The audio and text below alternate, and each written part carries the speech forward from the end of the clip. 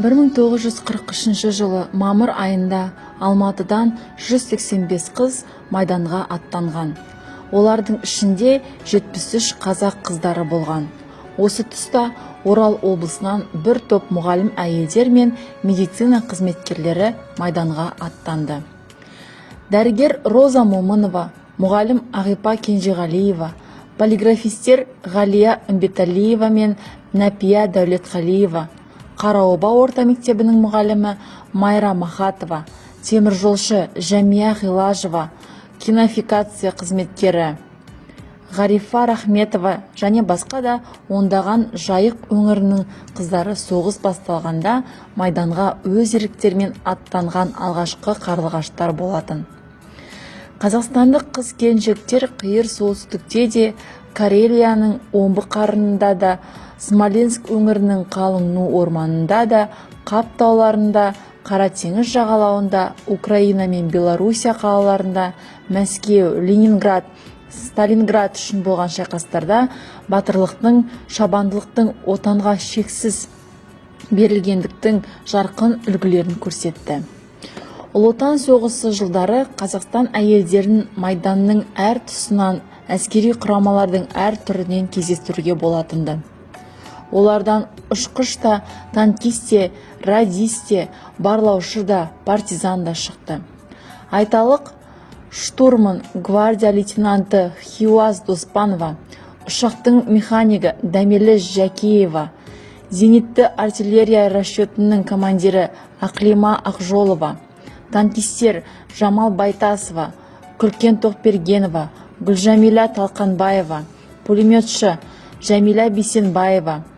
Қызыл әскер ақиқаты атты майдан газетінің қызметкері Рахима Жанбекова,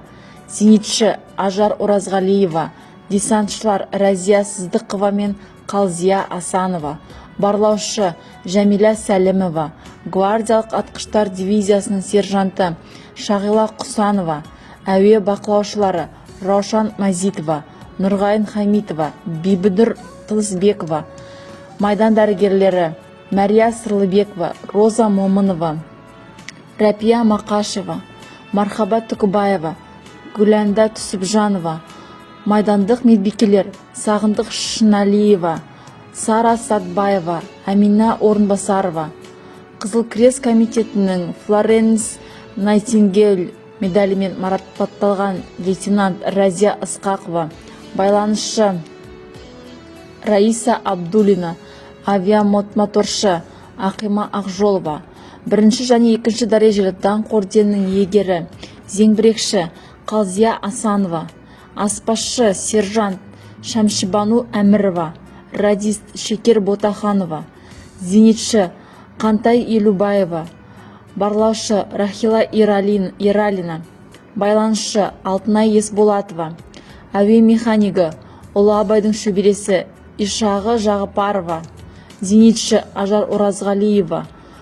жау ұшақтарының тамыршысы аға сержант Роза Шамжанова, Мәскеу қаласындағы бас поштаның әскери цензурасының кеңес армиясындағы түркі тілдес халықтар жауынгерлерінің хаттарын тексеруші болған Халима Өзбекқанова, Сталинградтағы талқандалған трактор зауытын қысқа мерзімді танк жөндеуге қайта жабдықтап,